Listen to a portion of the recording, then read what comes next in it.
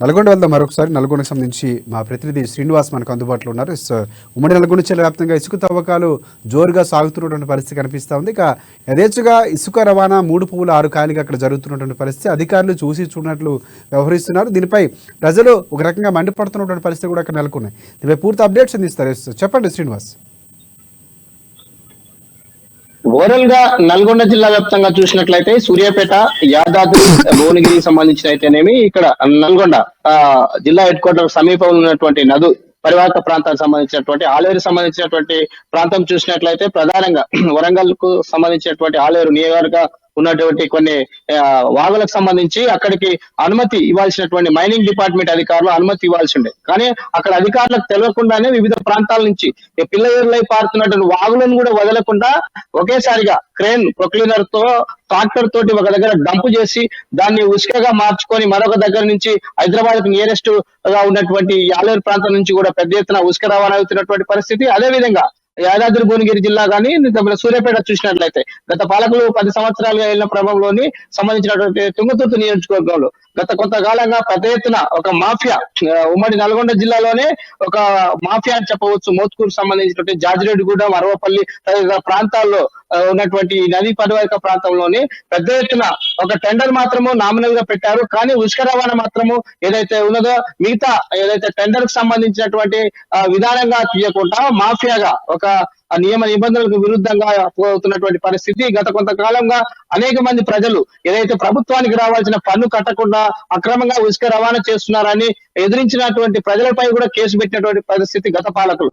కానీ ఇప్పటికీ ప్రభుత్వాలు మారిన యొక్క విధానాన్ని ఎండగట్టడంలో నిర్లక్ష్యం వహిస్తున్నారనేది ప్రజలు కూడా ఆశ్చర్యపోతున్నటువంటి పరిస్థితి. ఈ ప్రతి విధానాన్ని కొనసాగినట్లయితే భూగర్భ జలాలు ఓవరాల్ గా చూసుకున్నట్లయితే ఇప్పటికి ఉమ్మడి నల్గొండ జిల్లాలోని కృష్ణా గోదావరి సంబంధించినటువంటి నదులు పారేటటువంటి పరిస్థితి. ఇప్పుడు ఓవరాల్ గా కృష్ణా గోదావరికి సంబంధించినటువంటి నదులలో ఉన్నట్టయితే ఓవరాల్ గా కృష్ణా నది ఏదైతే ఎగువన ఉన్నటువంటి కృష్ణా నది సాగర్ బ్యారేజ్ కానీ శ్రీశైలం నుంచి కానీ దిగువకు చుక్క వాటర్ పోయినటువంటి పరిస్థితి.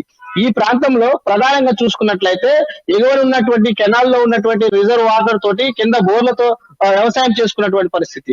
ఈ పరిస్థితి కొనసాగుతున్న క్రమంలోనే వాగుల నుంచి వస్తున్నటువంటి వాటర్ కొంత బోర్లకు నిల్వ ఉండటంతో కొంత గ్రౌండ్ వాటర్ పెరిగే పరిస్థితి. కానీ ఇప్పుడు ఈ ఉసుక మాఫియా ఒక్కసారిగా రెచ్చిపోవడంతో అర్ధరాత్రి సమయంలోని పొక్లినర్లు పెట్టి వాగు పర్యావరణ ప్రాంతంలోని ఉసుకని ఎత్తడంతో అక్కడ ఉన్నటువంటి బోర్లు కూడా పెద్ద ఎత్తున వాటికి సంబంధించినటువంటి వాటర్ గ్రౌండ్ వల్ల వాళ్ళు పడిపోవడంతో మోటార్లన్నీ ఎండిపోయినటువంటి పరిస్థితి. ఇది గతంలో ఈ విధంగా జరుగుతుందని కూడా ప్రభుత్వాలకు ధర్నా చేసి చెప్పినటువంటి రైతులని పట్టించుకోలేని. కానీ ఈ రోజు గ్రౌండ్ వాటర్ కూడా పడిపోతుంది. ఈ ఉసుక సంబంధించిన వాగు పరివాహిక ప్రాంతంలోని గ్రౌండ్ వాటర్ పడిపోవడంతో వ్యవసాయదారు మీద ఆధారపడినటువంటి చిన్న సన్నకారు రైతులు కూడా ఒక్కటిసారి ఆందోళన పెరిగినటువంటి పరిస్థితి.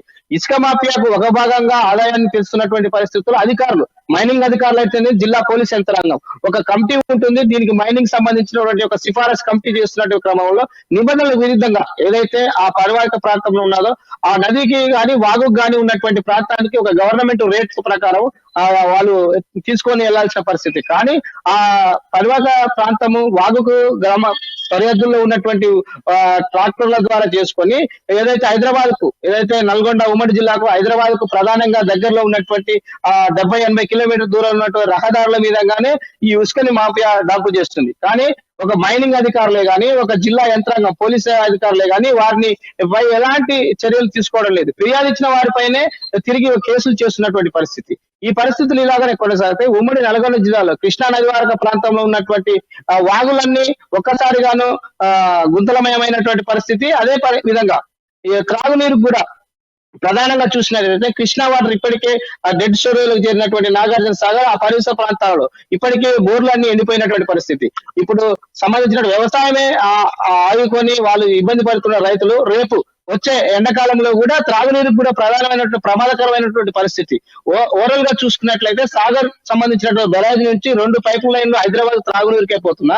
ఇప్పుడు హైదరాబాద్ సంబంధించినటువంటి వాటరే కాకుండా శ్రీశైలం సంబంధించిన స్వరంగం నుంచి కూడా మనకి ఎలాంటి కానీ ఇక్కడ ప్రతిపాదన ఇప్పటికీ దాని మీద చర్యలు లేవు. శ్రీశైలం నుంచి రావాల్సినటువంటి వాటర్ కూడా సాగర్ డ్యామ్ కు రావట్లేదు.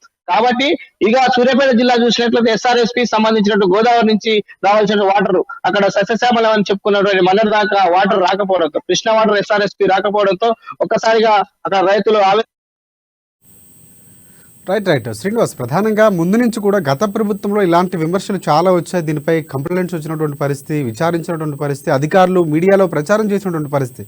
కానీ ఎందుకు ఇంత జరుగుతూ ఉన్నా కూడా అధికారులు చలనం రావట్లేదు? దాదాపుగా పోలీస్ స్టేషన్కు 2 కిలోమీటర్ల సమీపంలో అక్రమంగా ఇసుక రవాణా జరుగుతుంటే ఎందుకు చూసి చూడనట్టు వ్యవహరిస్తున్నారు? అంటే ఇందులో అధికారులు జోక్యం ఏమైనా ఉందా? వారికి ఏమైనా ముడుపులు అందినటువంటి పరిస్థితి ఉన్నట్టు వార్తలు వస్తున్నాయా?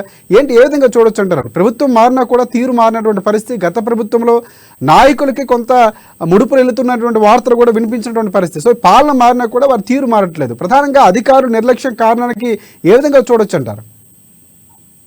ఓవరాల్ గా చూసుకున్నట్లయితే గత పాలకుల నిర్లక్ష్యమే ఇప్పుడు ఏదైతే అధికారంలోకి వచ్చి ప్రజలకు అండగా ఉంటున్నటువంటి ఓవరాల్ గా ప్రభుత్వాలు మారినప్పుడు అధికారికంగా ఉన్నటువంటి అధికారులలో మార్పు రావాల్సిన అవసరం ఉంది. ఒక జిల్లా అధికారిగా ఉన్నటువంటి మైనింగ్ డిపార్ట్మెంట్ అయితేనేమి, ఒక జిల్లా అధికారిగా ఉన్నటువంటి పోలీస్ అధికారులు అయితేనేమి, గతంలో పాలకులు చేసినట్టు విధంగానే అదే విధానంలో పోతున్నారు. కానీ ప్రజలు ఒక మార్పు కోలుకొని ప్రజలు ప్రభుత్వాలను మార్చిన క్రమంలో అధికారికంగా ఉన్నటువంటి అధికారులు, జిల్లా అధికారులు ఓవరాల్ గా చూసినట్లయితే జిల్లా అధికారులలో మార్పు ఉండాలి.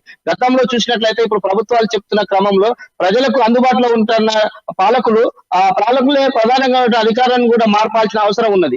ఇప్పటికీ పరిపాలనా విధానంలో వచ్చినప్పటికీ వీళ్ళ మార్పులు రాకపోవడం, గతంలో పాలకుల దగ్గర వీళ్ళు ముడుపులు చెల్లించుకొని కొంత జల్సాలకు పాల్పడేటువంటి విషయాలే మరి అదే పద్ధతిలో కొనసాగుతున్నారు. ఈ పద్ధతి కొనసాగితే మళ్ళీ రైతులు తిరగబడి గ్రామీణ ప్రాంతంలో తాగునీరు కూడా కష్టమయ్యే పరిస్థితి ఉంది. భూగర్భ జలాలు అడగంటే పరిస్థితి.